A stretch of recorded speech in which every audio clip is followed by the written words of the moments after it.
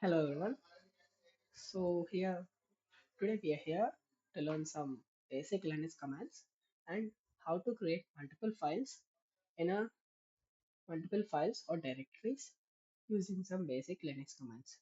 So there are some 10 basic Linux commands which every CS student should learn. So let us look into those one by one. So now let us start with the mkdir command, which is basically creating a new directory. So here directory in a file is different. So directory is basically a folder which you use which is a term you use in your daily life. So directory is basically a folder and a file is stored in directory. A directory is a main folder and some of the files are stored in a directory. So to create a new directory, I should use the command mkdir and I have to give the directory name. I'll go with moon.c. So there is a new directory created which is moon.c. So mkdir is just used to create a new directory. So stepping into another command which is touch. Touch is a command to create a new file, while mkdir is to create a new directory. But touch is used to create a new file. So you know the difference between a directory and a file. So touch is used to create a file. So now I'll create a file with some name such as save. And if I click touch save, a new file is created. You can see the difference between the symbol of a directory and a file. So touch is basically used to create a new file, and mkdir is used to create a new directory. So both are different. So now moving on to the another command, which is cat. So cat is basically used to read the contents in a file.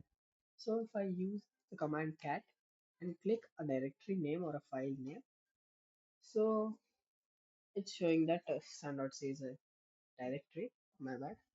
So if I want to transfer some content into a file, I should use echo and the content, and I have to use two greater than symbols, and I have to give the file name. I'll use same which is now created. And I click enter, the content is transferred into the file same.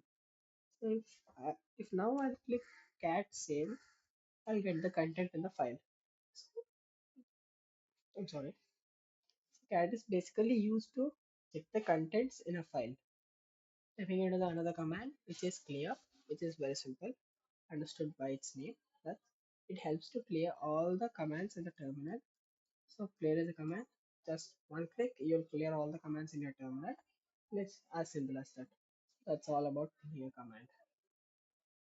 So now going into another command, which is rm. Rm is basically understood by its name. That is rm. That's remove.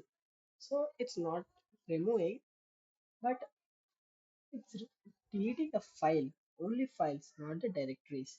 So if I give rm and moon.c, which is a directory, it gives that you cannot remove a directory by using the command rm. But what if I give 2.py, which is a file? It asks me the confirmation to yes or no. So if I give yes, the file is removed completely. So to remove a directory, I should use the word dir. So now if I click moon.c, the directory is removed. So removing a file, you should use the command rm. And if you want to remove a directory, you should use the command rmdir. So it's my bad. I forgot the most basic command, which is ls. That is to list all the files in your workspace. So simply click ls and you'll get all the files. So here I have the same file and sun.c directory.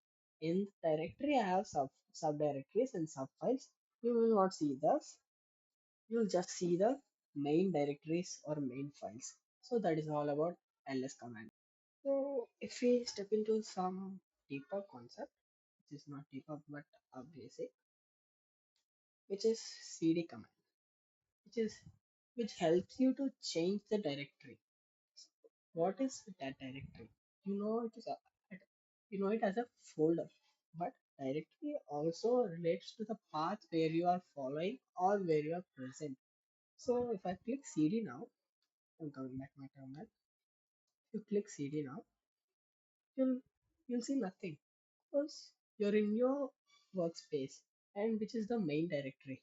But if I click cd and give a directory name, you will see that sun.c, and after that you're getting the command to type. So which is basically changing the path